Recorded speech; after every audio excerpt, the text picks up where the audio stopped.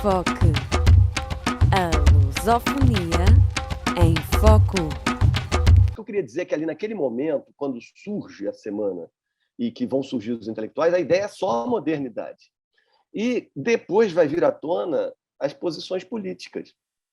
E as posições políticas vai se organizar a ultradireita brasileira, né, que vai ter o integralismo, e que tem Plínio Salgado, né, que é líder da TFP, um homem de ultradireita, né, vai ter Menotti Del Pica, Cassiano Ricardo.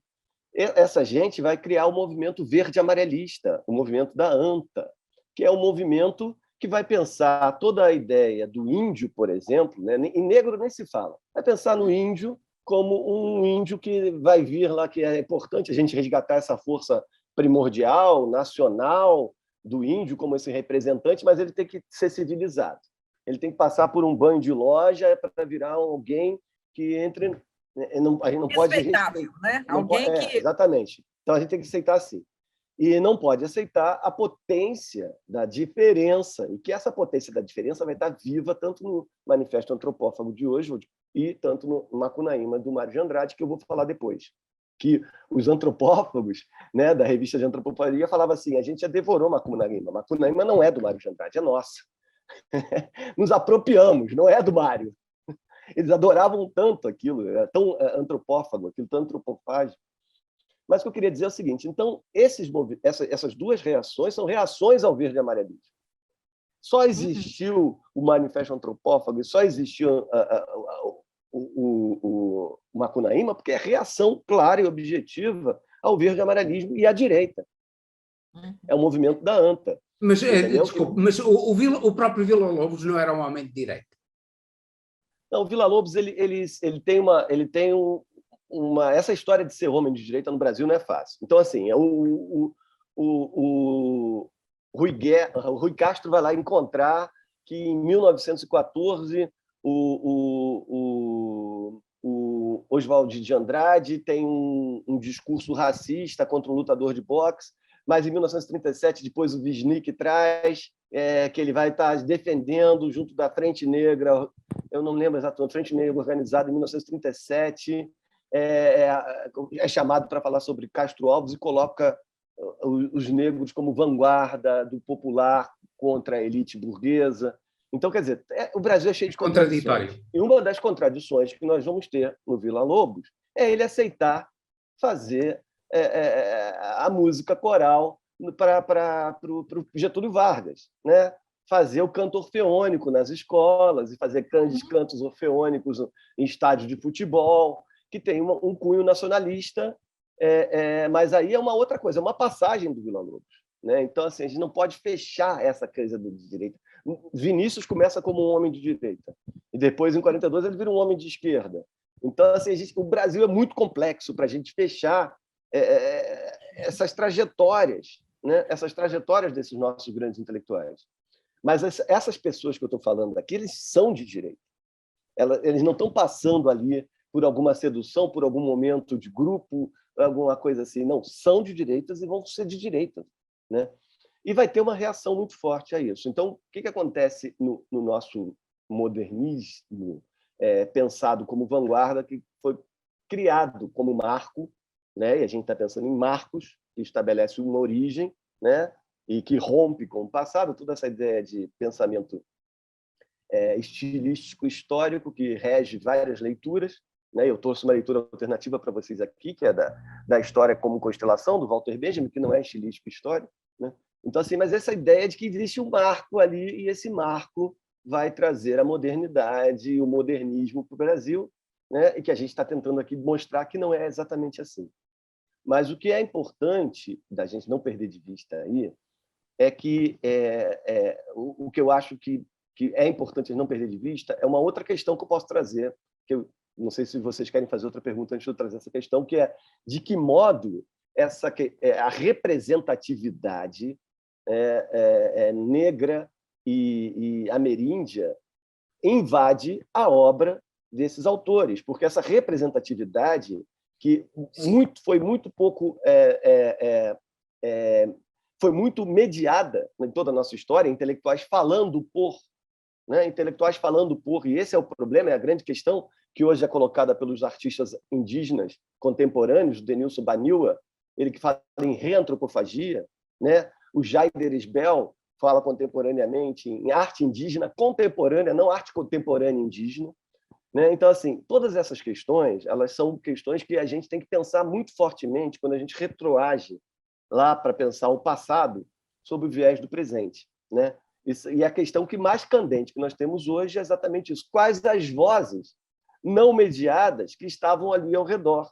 As vozes não mediadas, né? Como, por exemplo, Lima Barreto ser um negro, como, por exemplo, vários sambistas terem voz e representatividade, como Seiúna, Túlio Pazeres, Pixinguinha, né? E a gente pode dizer que em 22 morre Lima Barreto, que se considerava um negrista, e também tem a ida dos 8 batutas para a Europa mostrar o machixe em 22, e a gente pode dizer que isso também é tão vanguarda quanto a Semana de 22.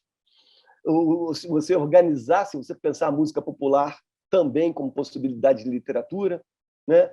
E que já existia, por exemplo, a Cia dos Negros de revista. Tem uma série de outras possibilidades da gente pensar as representatividades sem mediação, né? E essa é a grande questão contemporânea. Como a gente vai pensar sem mediação isso? E como que a gente vai lá para o passado pensar isso? Aí eu vou trazer uma hipótese. Eu só vou terminar o raciocínio aqui para passar a bola. Perdão. Eu vou trazer uma hipótese, mas essa hipótese é longa, então eu prefiro que vocês façam perguntas aí. Não, eu queria que você, nessas hipóteses, inclua o protagonismo feminino. Porque parecia sempre que, quando se fala da Anita Malfatti, da Tarsila do Amaral e outras, a gente sempre se refere à biografia delas, e não à obra, e não ao objetivo delas, não é?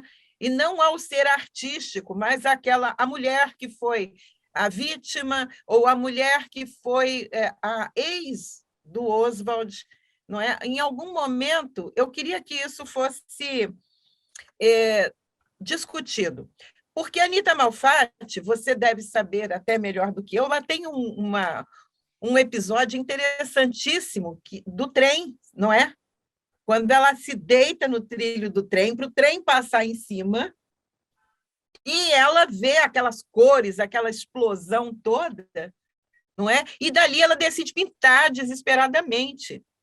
Então, quando é que você vê um artista tão imerso, não é? Tão agarrado à sua obra ao ponto de fazer passar por uma experiência de quase morte? Para mim é quase morte. Eu já ia morrer de medo. Dessa magnitude, para se encontrar com seu eu artístico, né? Para se manifestar artisticamente. Então, eu acho assim que, desculpa, eu estou puxando um pouco a brasa para a minha sardinha, mas às vezes eu acho que são injustos com as mulheres modernistas. Eu passo para você. Não, claro, eu concordo com você integralmente. Eu acho que não se tem. E a própria semana, né, você não tem. A Tarsila não participa porque estava na Europa. Estava na Europa, Você estava na Europa, você não tem. Você tem a Guiomar Novaes, que é uma pianista. Guiomar Novaes, A Guiomar Novaes está participando ali, mas assim, você não tem. Isso é mais um elemento também extremamente machista, né, que a gente pode dizer. Exato. Mas que tem ali dentro daqueles intelectuais, né, que é o Clube do Bolinha, né? Mas você já tem várias artistas mulheres que têm projeções, né? Você tem Gilca Machado, você tem a Mademoiselle Cinemar, mas você está fazendo um tipo de arte, um tipo de poesia que não é considerada de vanguarda, mas é já de vanguarda, né? Você tem a Mademoiselle Crisanteme, desculpa, que escreve o livro Mademoiselle Cinemar. Então, assim, você vai ter algumas mulheres que já estão se projetando, que já vêm se projetando desde o século XIX no teatro, né? Você tem algumas autoras de teatro que já estão se projetando, e que você tem revistas feministas no Brasil desde meados do século XIX.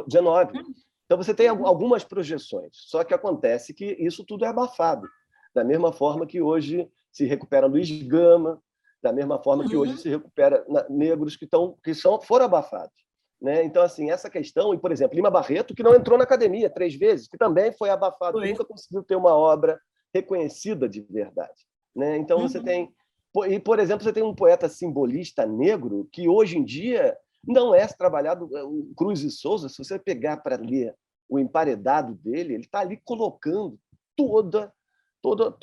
o sofrimento dele de ser negro e ser um poeta simbolista e vivendo a tensão entre a sua negritude, né, e todo o darwinismo social, o eugenismo que está daquela sociedade em volta dele, que ele fala que ele traz todos esses demônios nas costas. Isso tudo tem que ser repensado, isso tudo tem que ser reavaliado. E tudo isso é que eu acho que é o seguinte: a importância para mim de efemérides como essa, né, 100 anos depois de falar da semana, é justamente para repensar tudo. Entendeu? Só tem uma importância. Porque 100 anos depois, nós não avançamos tanto assim, não somos tão modernistas assim, não é? Não somos tão modernistas. Nós ainda temos que repensar muita coisa, tirar dessa inércia, não é? Que parece que a gente deu o pontapé inicial, mas 100 anos depois ainda temos misoginia, ainda temos racismo, ainda temos os valores familiares, Deus acima de tudo, né? Aquela coisa... parece que o Brasil regrediu. Ao fascismo. Relativamente, em alguns aspectos, parece que o Brasil regrediu. Não, parece não, né? Que bom que você é bonzinho. O Brasil está vivendo um momento... a gente está vivendo um momento assim de... Eu acho que isso não é um fenômeno só do Brasil, né? É um fenômeno mundial. É um fenômeno mundial que toda vez que quando... E assim, eu tenho uma tese que diz que eu penso que é o seguinte, que na verdade toda vez que se abre demais, né? Se abre demais, como os loucos anos 20, né? Ou como o pós-guerra, sempre vai vir uma repressão, né? O capitalismo, né? Ele é a baixa antropofagia, né? O capitalismo em si, assim como o catolicismo, também traz a baixa antropofagia, que é a baixa antropofagia que Oswald de Andrade define no Manifesto Antropófago, que é a baixa antropofagia, que é devorar o outro não para se transformar, não para se deslocar, para que o outro me modifique, mas para que o outro vire eu. Então, eu quero que todo mundo vire eu, uma unidade só. Eu não quero conviver com a multiplicidade, com a diversidade, com a estranheza, não quero nada disso. Eu quero só que o mundo fique igualzinho, bonitinho, e eu seguro dentro daquela bolha. E que todo mundo que está fora dessa bolha seja considerado bárbaro, primitivo, que eu vou matar com uma metralhadora. É isso que quem não me deixa a liberdade de enriquecer, eu vou matar com uma metralhadora. Esse é o pensamento que renasce no Brasil. O que acontece é que o Brasil sempre ele é perigoso nesse sentido, que o Brasil sempre teve uma elite que você viu essa elite cafeira de São Paulo, a elite carioca, né, que é toda centrada em cima de um pensamento do antigo regime, né, de uma centralidade. Tudo isso o Brasil tem. Elite no sentido de gente com dinheiro. Gente com dinheiro e que também vai para a elite cultural. A elite cultural, às vezes, escorrega para esse lugar também. A gente não pode ser tão fechado dizendo assim, não, isso é só um problema econômico do Brasil. A nossa cultura também, às vezes, escorrega para esse lugar. Então, assim, o que eu quero dizer é que esse é um problema. Esse é um problema do Brasil até hoje. Que como parece que a gente não deixou de ser escravista, parece que a gente não saiu das capitanias hereditárias, parece que a gente fica nesse lugar, a nossa elite fica nesse lugar. Né? Há pouco tempo atrás eu falei, né, o Oswald de Andrade fala isso naquele discurso de 1937, né, que a sociedade brasileira é um imenso navio negreiro, e é um navio negreiro, porque não muda. Quando vai mudar alguma coisa, quando você abrir algumas frentes, né, como os governos do PT conseguiram abrir algumas frentes, apesar de todos os conchavos que foram feitos, conseguiu abrir algumas frentes, imediatamente tem uma reação em massa, uma reação assim, enlouquecedora, de não, vamos manter tudo como sempre foi. E são os meios de comunicação, né? Tudo parece que junta no Brasil. O Brasil é uma grande unidade escravagista, né? Uma grande unidade que não quer sair desse lugar, né? De uma elite escravagista que quer ter suas benesses a qualquer preço, a qualquer custo. Né? Agora, mas é uma elite esclavagista. Agora vou voltar para a semana, porque eu viajei. Esclavagista é uma elite esclavagista que agora se sente ungida por Deus, escolhida por Deus. Escolhida por Deus. Ainda tem isso. Ainda tem agora o caráter messiânico, ainda tem o caráter do fanatismo, não é? É que O salvador da a pátria. elite esclavagista anterior não se considerava eleita por Deus, mas esta elite esclavagista considera-se eleita por Deus. O que acaba por ser uma regressão histórica extremamente grande, não é? Isso já é para o século XIX, quase para o tempo da Inquisição, não é? Mas eu acho assim, todo pensamento colonialista que fundamenta a relação do Brasil, das Américas, com a Europa, o colonialismo ele passa por uma ideia de povo eleito, ele passa por uma ideia de saqueamento. Sabe por que eu estou saqueando vocês? Porque vocês são bichos, vocês não são seres humanos. Então eu pego o ouro de vocês e mato vocês, pego o ouro de vocês e mato vocês, porque vocês são bichos. Vocês são inferiores e nós somos o povo eleito. Nós somos os filhos de Deus. Deus nos abençoou. Então tem esse problema, assim, que é todo o imperialismo, né, que vem desde as suas origens lá no século XV, as primeiras reflexões, as primeiras vindas de Colombo aqui, as reflexões que surgem entre a intelectualidade europeia, de que encontramos, enfim, isso acontece no princípio do século XVI, inclusive geograficamente, várias pessoas vão dizer assim, está ali em cima do Paraguai o paraíso. Nós encontramos o lugar onde é que é o paraíso. Está na Amazônia o paraíso. Por que é o Nosso paraíso? Eldorado, não é? Nosso Eldorado. Mas assim, Eldorado, o que significa? Nós encontramos também os povos que foram excluídos do paraíso, os bichos horrorosos que foram excluídos do paraíso que a gente tem que matar, que são os negros e os índios. Claro. Entendeu? Que é são a lógica. preguiçosos, que são indolentes, não sei que estão o que, fora coisas... do paraíso. O paraíso está aqui. Aqui onde está Eva, Adão, conversa com os bichos, tudo é harmonioso, limpinho, cheiroso, bonitinho. E fora disso está esses bichos horrorosos.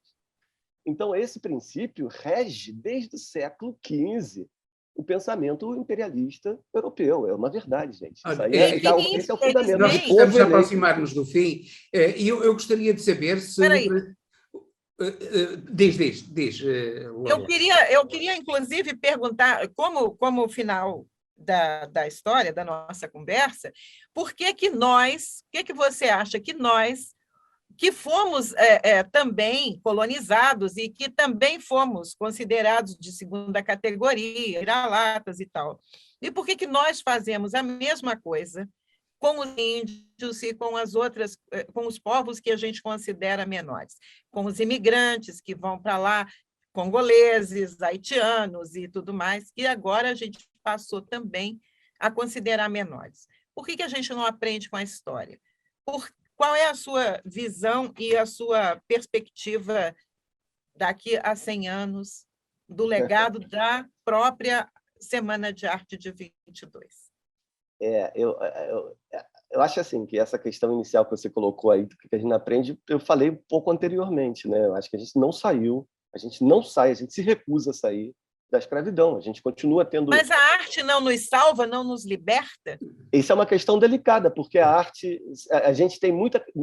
Na arte, a gente, assim,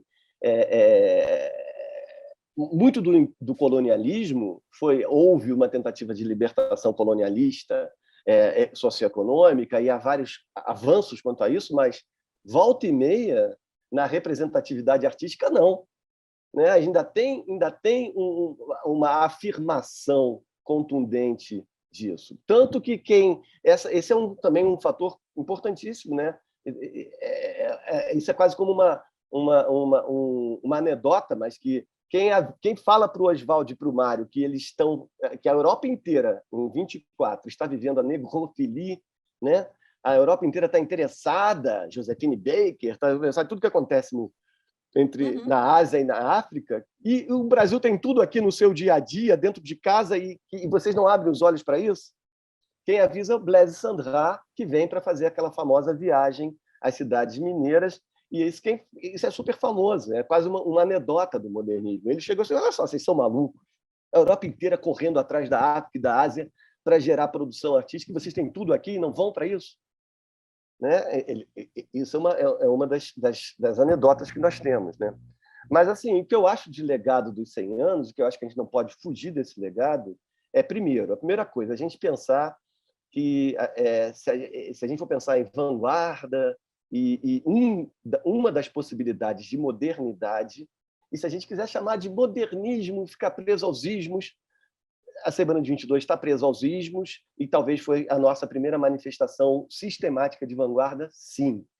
Agora, isso não implica que ela seja marco da modernidade, que seja marco do que a gente vai viver, que a gente está preocupado 100 anos depois. Porque há uma grande quebra nos anos 80 que os estudos culturais trazem para o Brasil, que é a grande quebra, que quando, na verdade, muda-se o que se deve pensar sobre arte no país, né? Que é aquele intelectual que surge no modernismo, que surge no Rio de Janeiro, ainda do século XIX para o século XX, falando do povo. Euclides da Cunha, quando acha que isso é um bando de imperialista, não, monarquistas querendo a volta da monarquia, lá fazendo revolta de Canudos, e quando ele chega lá e fala assim, meu Deus, é o povo brasileiro.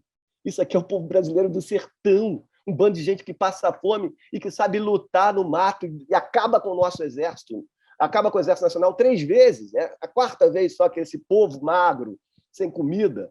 Então, assim, esse conhecimento de se debruçar sobre o povo que os modernistas vão trazer para a busca de identidade, que vai ser reafirmado nos anos 60 com a Tropicália, né? Essa coisa de eu ser a voz da alteridade oprimida, da alteridade que não tem voz, ela começa a esboroar, a acabar, né? Primeiro com a Carolina de Jesus, com o Quarto de Despejo, que ela lança no final dos anos 50. E depois, com os anos 80, quando começa uma enorme movimentação de todas essas minorias, entre aspas, porque a gente sabe que são maioria, dessas minorias tendo a sua própria voz.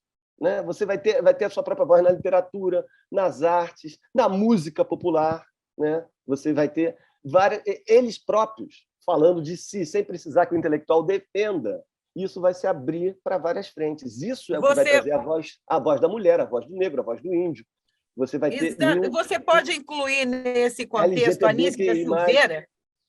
Anísia da Silveira, porque que tem um trabalho nessa é uma ruptura também. Ela passa a introduzir arte como terapia, como meio de recuperação de pessoas, não é? Em vez dos tratamentos medievais que se tinha antes, não é? Desumanos, não é? Ou sub-humanos, ou inumanos, não é? Acho que acho que então a gente pode dizer que isso foi uma quebra de paradigma até na medicina, não é? Porque pela primeira no vez tratamento, né? No tratamento psiquiátrico, né? No tratamento psiquiátrico. Exatamente. Né? A gente pode dizer que sim. Eu acho a Anísia uma das maiores mulheres desse país de todos os tempos. Ela tem que ser admirável, né? Admirada, tem que ser, enfim. Ela é mas assim, é exatamente isso. Então isso é que a gente tem que trazer dos 100 anos depois para a gente repensar o que está acontecendo ali. E aí são 2 coisas que eu acho importantes. Primeiro, essa ideia de não focar a modernidade na Semana de 22. Ali é uma modernidade, tem várias modernidades acontecendo. Ali é uma vitrine, não é? Ali é um marco, vamos dizer que é um marco historiográfico ali, e que esse marco historiográfico, na história do pensamento brasileiro, foi muito importante, porque se não fosse esse marco historiográfico, a gente não teria toda a intelectualidade, todos os movimentos que vieram depois. A gente não teria. Aquele marco fez com que até propriamente, talvez, Oswaldo e Mário não tivessem chegado no lugar que eles chegaram, como os grandes representantes dali, se não tivesse acontecido aquilo. Então, é importante você pensar sobre isso. Não se unissem, né? Não, aquilo foi uma amálgama, não é? Isso, mas assim, aquilo é um caminho de modernidade. Teve vários outros. Então, a gente tem que repensar com essas representatividades todas, e aí, esse é o ponto, para mim. E esse é o ponto, né? Ótimo, nós estamos a terminar, então. Você tinha uma questão aí, né, que você tinha... Eu pois é. Eu gostaria de lhe colocar uma última questão, que era a seguinte. A intelectualidade brasileira terá hoje condições para fazer, 100 anos depois, um novo movimento modernista de que o Brasil tanto carece? Um movimento hoje? Você acha? Eu acho que a nossa época não é época de movimentos. Eu acho que tem várias reflexões sobre isso, né? Tem reflexões assim que aí passam pela ideia de pós-moderno, passam pela ideia de muita coisa que eu não gosto muito de pós-moderno. Eu não gosto de pré-modernismo, por exemplo. Eu quero implodir a ideia de pré-modernismo. Eu acho uma bobagem você pensar em pré-modernismo, né? Que aí vai antes da semana, antecedentes da semana. que é isso, né? Você tem vários intelectuais ali que são muito mais potentes do que a própria semana em si. Lima Barreto é muito mais potente, né? O Euclides da Cunha é muito mais potente. Machado de Assis o próprio Ronaldo Carvalho tinha participado no movimento de Orfeu em 1915. Ronaldo Carvalho, claro, ele é o primeiro, né? Então, assim, o que eu quero dizer é brasileiro ali negociando com os portugueses. Mas, assim, o que eu quero dizer é que eu acho que hoje é muito difícil você conseguir esse amálgama. Eu acho assim que a estética, primeiro, ali tinha um ideário todo que o Mário de Andrade, genialmente, em 42, na sua reflexão, 20 anos depois do modernismo, ele vai falar, olha, ali o que nós conquistamos foi o direito à pesquisa estética permanente, a atualização da intelectualidade brasileira, do artista brasileiro. Essas são as nossas conquistas ali. E isso veio e é real. É real. Ali foi conseguido isso, ainda que o Rio de Janeiro já fizesse isso. E aí essa briga Rio e São Paulo não vai ter fim. Mas ainda que o Rio já fizesse isso. Mas ali os modernistas vão ter direito. Mas o Rio, fazendo isso, ele produziu grandes obras, mas ele não produziu um Mário e um Oswald. Né? Produziu outras tão radicais na sua vanguarda. Então é muito louco. É um complemento, você não pode fechar. Mas o que eu quero dizer é que, contemporaneamente, já chegou-se até a pensar que não teria como organizar um movimento, né? Porque hoje o manifesto não é mais um manifesto, não é mais de um grupo. Manifesto surge a cada livro. Aí você pode dizer que surge a cada poema. Manifesto surge a cada verso. Surge a cada palavra. Implodiu-se o centro, né? A gente tem todas essas reflexões sobre pós-modernidade, pós-estruturalismo, que são de que assim não existe mais um centro e até mesmo é saudável não ter centro, né? A gente tem que conviver com a pluralidade de culturas, de etnias, de diferenças, de quereres, de desejo, e essa é a real. E essa convivência, você querer uma grande harmonia, uma grande unidade, isso é praticamente impossível, como foi até ali entre embora a gente sofra uma nostalgia disso, né? Como foi entre os tropicalistas, né? Quando morreu agora o Jabor, e eu estava vendo quem é que estava falando sobre isso, sobre a morte do Jabor. Eu não lembro quem é, mas falava assim, no cinema novo, a gente via o filme um do outro, fazia debate, questionava o que um estava fazendo, o que o outro estava fazendo. Aquilo era um verdadeiro partido político. Eu fiquei impressionado. Como é que vai acontecer isso hoje? Não existe essa possibilidade. Não existe. Se abriu todas as frentes de possibilidade. Você tem os artistas indígenas que se organizam e eles mesmos são uma multiplicidade de etnias e de vozes. Você tem os artistas afrodescendentes. Você tem... Abriu e não tem mais volta. Isso é que é legal. Eu acho que só tem Nós temos, inclusive, um grupo de artistas Down, com síndrome de Down, que, inclusive, realizaram um filme. Não é? Olha que bacana. Olha que legal. Não é? Eu mesmo assisti, acho que é os colegas que chamam, eles mesmos. Quer dizer, olha, maior representatividade do que isso. Do que essa. Então, eles trabalham como ator também, né? Eu já vi vários filmes lindos, né? Sim. Então, Exatamente. É isso. Eu acho que implodiu e quero mais que imploda. Eu quero mais mais que imploda, porque isso, na verdade, é tudo que foi reprimido quando surgem as ideias dos Estados-nações, né, gente? Estados-nações, né? Vamos fazer um Estado-nação. Então, vamos encontrar aqui no Brasil o que é o brasileiro. E a gente passa anos tentando entender o que é o brasileiro. E quando o brasileiro, isso aqui é um país-continente, isso aqui é um universo. A gente, para isso, massacrou 300 etnias. Tinha 1.100 etnias. A gente massacrou 1.100, significa 1.100 línguas, que a gente jogou no lixo. Entendeu o que é? E não pode mais ter esse centro, essa unidade do Estado-nação. Agora, eu queria deixar essa frase do José de Alencar no Benção Paterna, que ele faz uma reflexão comparando o povo que comia pêssegos e coisas e outros tipos de frutas para o povo brasileiro que chupava manga, né? e que maracujá e tudo mais. Então ele fala que o povo que chupa não é igual ao povo que sorve, né? Então, nossa, que coisa mais erótica do que essa aí. Pois não é? Então, nós somos o povo que chupa, caramba, não podemos ser igual ao povo que sorve, né? Vamos fundo na coisa. Então, esse é o nosso legado. Chupar. Não é? É isso, nós não sorvemos, nós chupamos. Enfim, Eu queria agora, afinal, a gente já vai avançando muito e a gente tomou muito seu tempo, mas eu queria até te convidar para uma próxima, porque eu acho que nós temos muito debate ainda, temos muita coisa para conversar. Coisa. Eu tinha uma teoria toda que eu ia contar aqui, que eu vou contar na próxima, então. E muito obrigada, André. Obrigadíssima pelo seu tempo. Obrigada também a você que nos segue, que você que nos curte. Pedimos que curta, que baixe o nosso aplicativo da Rádio Transforma e que comente, mande perguntas e vamos provocar mais o André Gardel para o próximo Enfoque. Tô ferrado. Valeu, gente. Abraços a todos. Até breve, André. Um grande abraço para si.